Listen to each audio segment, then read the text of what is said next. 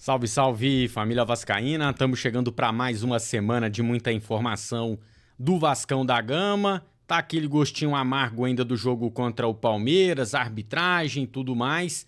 Mas calma, tô vendo um desespero aí nos grupos, parecendo que o Vasco tá na zona do rebaixamento, não tá disputando mais nada. Calma, sequência difícil, Flamengo, Palmeiras, ainda tem o Cruzeiro, mas já já as coisas vão se acertar. A gente vai trazer aqui informações importantes sobre a arbitragem, a matemática do Brasileirão mostrando que calma, estamos na luta ainda. Vamos que vamos então, deixa aquele like para apoiar o nosso trabalho e bora de informação.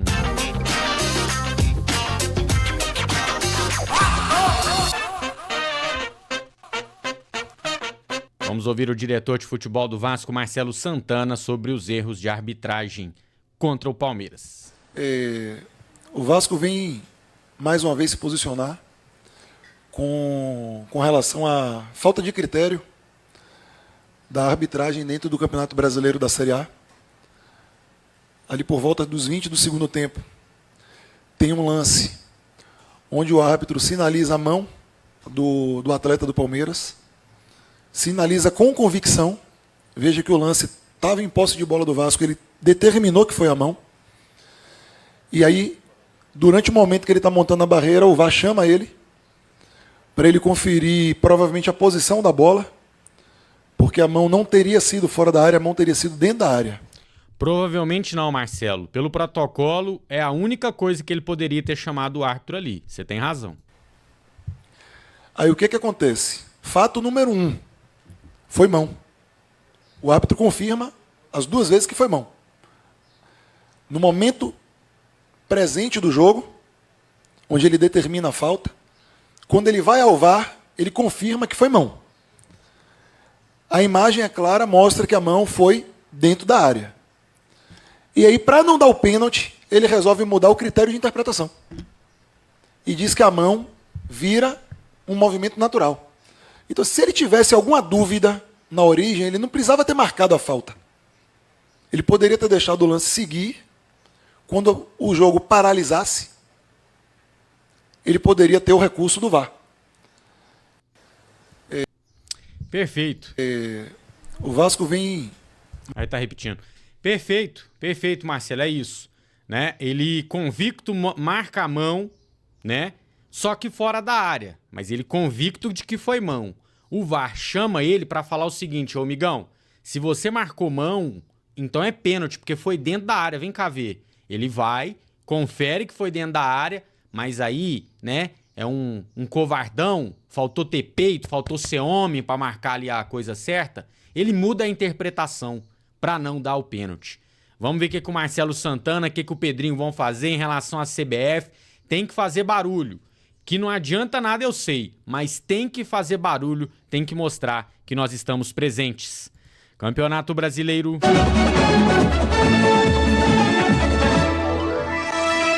Pois é, vamos aqui aos resultados. O Galo venceu o Red Bull 3-0, o Palmeiras venceu o Vasco 1-0 daquele jeito. O Grêmio bateu o Flamengo 3-2, o Internacional venceu o São Paulo 3-1, Cuiabá e Cruzeiro, Criciúma e Atlético Paranaense não saíram do 0-0. A gente vê o Vasco dentro do bloco da Sul-Americana ainda consolidado ali. A diferença para a zona do rebaixamento hoje é de 7 pontos. Lembrando que o Vasco ainda tem um jogo a menos que o Corinthians, que é lá o primeiro da zona. Então essa diferença pode virar 10 pontos se o Vasco vence o Cuiabá, jogo que será no mês de outubro. Na artilharia a gente vê que Verratti vai ficando para trás, está com 8 gols. E tem aí o Pedro com 11, Estevão e Flaco Lopes com 9. O gol ontem com a assistência do Ryan. Próximo jogo do Vasco no Campeonato Brasileiro é no próximo domingo, dia 29, 6h30, no Mineirão contra o Cruzeiro. Parte daquela sequência difícil de Flamengo, Palmeiras e Cruzeiro fora. Esses 3 jogos aí realmente a gente tem que ajustar a expectativa, porque é uma sequência bastante complicada. Vamos ouvir o técnico Rafael Paiva, falou sobre a arbitragem, falou também sobre o erro do garoto Ryan. E um erro que eu acho que poderia mudar bastante o que seria o jogo, o lance do pênalti. E fica, a gente está buscando evoluir a nossa equipe, a gente está tentando jogar contra todo mundo. Então, a gente falou muito entre nós na semana de a gente tem que jogar, a gente tem que buscar o gol, a gente tem que colocar a bola no chão. E foi nesse momento que a gente errou, né? O Ryan teve um erro que faz parte do processo, é um jogador jovem, teve um erro há pouco tempo atrás, né? E a gente sabe como é pesado para ele. Mas o que eu acho que tem que ficar é o quanto a gente reagiu como equipe a mais uma vez um erro individual e o quanto o Vasco lutou até o final para buscar um resultado melhor aqui, pontuar aqui, buscar o empate ou a vitória. E eu acho que tem que ficar isso, tem que ficar o quanto a gente está conseguindo competir contra essas equipes grandes. E eu não tenho dúvida que a curto prazo a gente vai conseguir buscar as vitórias aí contra esse nível de equipe. Concordo com o Rafael Paiva sobre o Vasco estar competindo contra elencos mais qualificados, caso de Flamengo, caso de Palmeiras, né? Contra o Flamengo a gente busca um empate, contra o Palmeiras eu acho que o empate também era o resultado mais justo. Acho que ele tá certo em não ficar falando de arbitragem, tá aí o diretor do Vasco que acabou de falar, isso é coisa pra diretoria resolver, técnico só toma gancho, suspensão não é legal. E sobre o Ryan... o que vai mostrar se o Paiva realmente tá firme nessa decisão, tá firme nessa situação, melhor dizendo, é como ele vai gerir a questão do Ryan nos próximos jogos. O Ryan vinha de um erro lá atrás da expulsão e eu sou contra você cancelar jogador por conta de erro pontual. Agora, já é o segundo erro grave em poucos jogos. Então, alguma coisa, alguma atitude tem que ser tomada, né? Uma conversa, resolver isso internamente. Mas pra gente que tá aqui de fora, o que vai mostrar é como o Ryan será utilizado, qual será a postura do menino para os próximos jogos. Vamos ver como que o Rafael Paiva vai lidar com essa situação. O aproveitamento do Rafael Paiva em 2024, em 24 jogos, são 11 vitórias, 7 empates e 6 derrotas. Lembrando que nos últimos 7 jogos do Campeonato Brasileiro a gente só perdeu uma. O ataque marcou 33, a defesa sofreu 24, o aproveitamento é de 55%.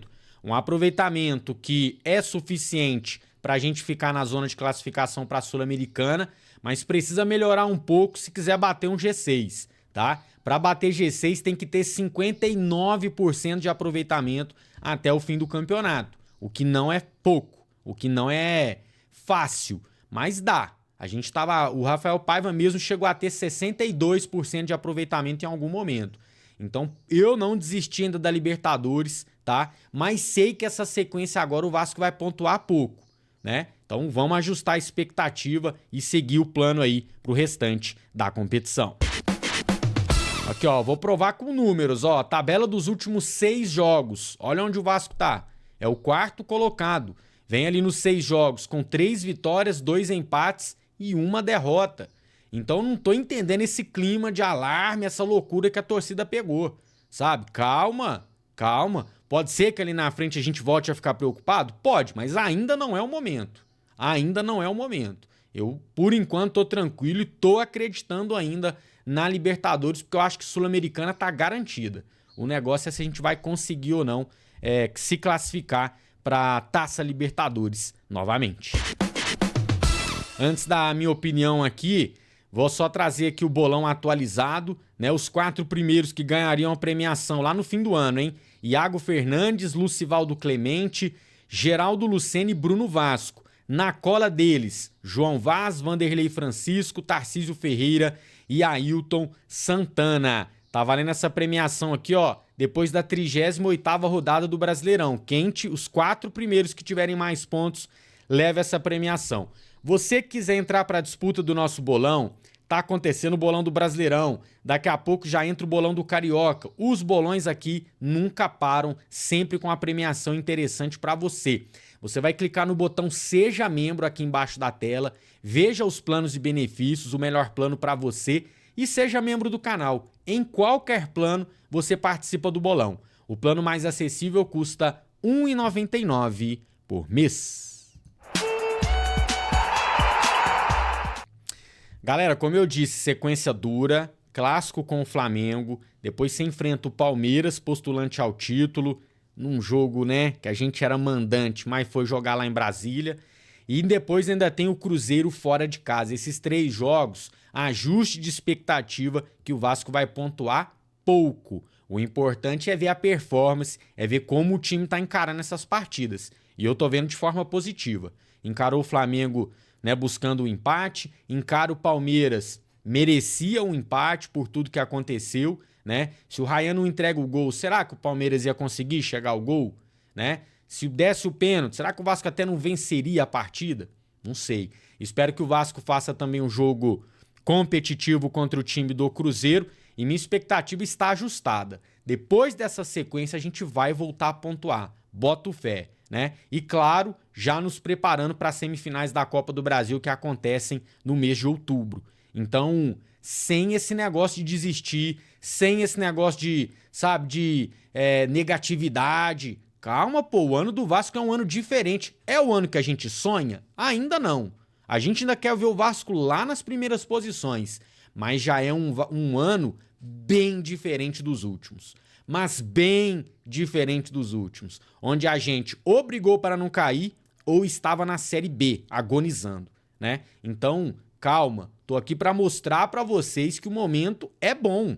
Apesar da derrota, o momento é bom. Beleza? Vamos deixar para ficar preocupado, para arrancar os cabelos, se realmente tiver que ser para isso. Mas eu acho que ainda não é o momento, beleza? Quem quiser ver a live pós-jogo, né, com as notas para os jogadores, a análise da partida e o Mineiro puto com a arbitragem, é só clicar no card que tá passando aqui e conferir. Quem é Vasco, deixa o like. Quem é muito Vasco, se inscreve no nosso canal. A gente se vê a qualquer momento para mais informações do Gigante da Colina. Vasco, tamo junto, uma ótima semana pra você e até lá.